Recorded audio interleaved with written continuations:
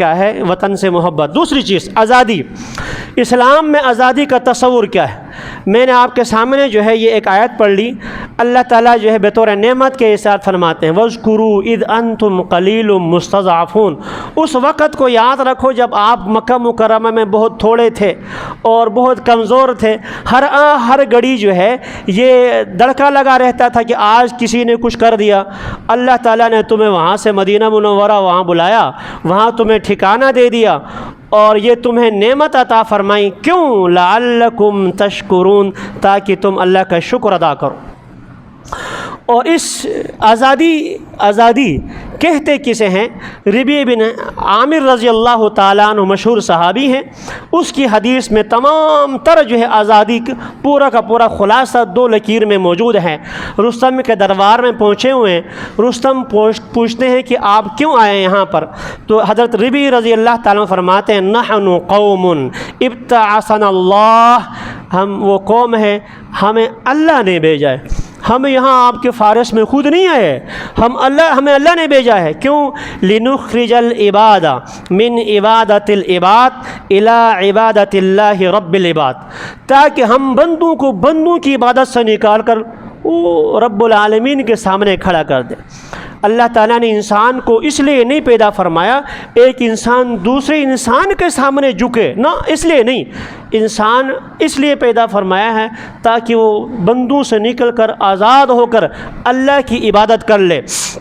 اور آگے فرمایا وَمِن ضَيْقِ الدُّنْيَا إِلَى سِعَةِ الدُّنْيَا وَالْآخِرَةِ، دنیا کی اس تنگی سے اٹھا کر ہم اللہ کی مخلوق کو آخرت کی وسعت کی طرف لے کے جانا چاہتے ہیں۔ یہ ہے آزادی کا تصور۔ ان الحکم الا للہ، حکم صرف اور صرف اکیلے اللہ کا چلے گا، اللہ کا۔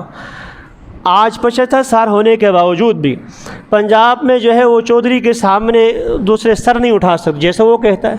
سرحد میں جو ہے خانوں کے سامنے جو دوسرے حالت یہ ہے، سندھ میں وڈیروں کے سامنے اور بلوچستان میں سرداروں کے سامنے آج بھی ان کی نجی جیلیں ہیں، ان کے نیچے جو ہے وہ ایسے لوگ وہ ان کے سامنے عبادت کا درجہ دیتے ہوتے۔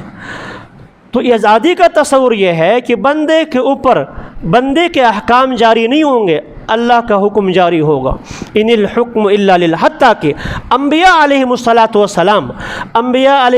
والسلام اس دنیا میں اللہ کے بعد اللہ نے اپنی مخلوق میں سب سے بہترین مخلوق انبیاء کو پیدا فرمایا۔ نبیوں کے بارے میں اللہ نے فرمایا ما کان لبشر ان یؤتیہ اللہ الکتاب والحکم والنبوہ، اللہ نے کسی بشر کو، فرد بشر کو یہ اختیار نہیں دیا کہ اللہ تعالیٰ اس کو نبوت عطا فرمائے، اس کو حکمت دے دیں اور وہ اس کے بعد ثم یقول للناس کونوا عبادا لی من دون اللہ، وہ لوگوں کو کہہ دیں میری عبادت کریں۔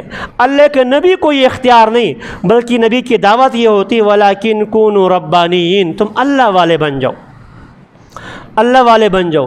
نبی جو آتا ہے مخلوق کو اپنی عبادت کی دعوت نہیں دیتا، وہ اللہ کی عبادت کی دعوت دیتا ہے۔ تو آزادی کا تصور یہ ہے، آزادی کا، کہ بندے پہ اوپر بندوں کے احکام نہیں بلکہ اللہ کے احکام لاگو ہوں گے۔ اسی کو قائد اعظم بانی پاکستان نے یہ فرمایا تھا جب آپ سے پوچھا گیا آپ نئی جو ایک سلطنت بنا رہے ہیں وہاں کا آئین کیا ہوگا، آپ نے فرمایا کہ اس کا آئین آج سے 1300 سال پہلے قرآن کی صورت میں ہمیں محمد مصطفیٰ دے گئے صلی اللہ علیہ وسلم، وہاں کا آئین قرآن ہوگا۔ اور آپ نے شبیر احمد عثمانی رحمۃ اللہ تعالیٰ کو مخاطب کر فرمایا میں نے قرآن با ترجمہ پڑھا ہے، ترجمے کے ساتھ پڑھا ہے، اور میں یقین کے ساتھ کہتا ہوں قرآن سے بہترین آئین ہو ہی نہیں سکتا، البتہ میں اس کا ماہر نہیں ہوں، میں آپ سے درخواست کرتا ہوں۔ شبیر احمد عثمانی رحمۃ اللہ تعالیٰ کو فرما رہے ہیں قائد اعظم محمد علی جناح، میں آپ سے درخواست کرتا ہوں میں اس کا ماہر نہیں، آپ اور علماء کی جماعت اس قرآن کے مطابق پاکستان کا آئین مرتب کر لے۔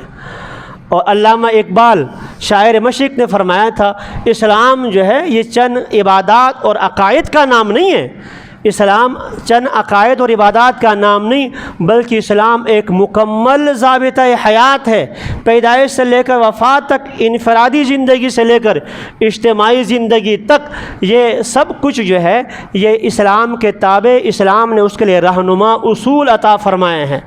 یہ ہمارے بزرگوں نے جو 8 لاکھ لگ بھگ انسانیوں کی اور 80,000 سے زائد ہمارے ماؤں بہنوں نے اپنی عصمتوں کی جو ہے وہ قربانیاں دی تھیں، وہ اس لیے نہیں دی تھی کہ ہم یہاں تجارت کریں گے اور یہاں ہم باجے بجائیں گے، باجیاں نچائیں گے، نہ باجوں کے لیے تھی نہ باجیوں کے لیے تھی، بلکہ قرآن کہتا ہے الذین ان مکناہم فی الارض اقاموا الصلاۃ وآتوا الزکاۃ وامروا بالمعروف ونہوا عن المنکر۔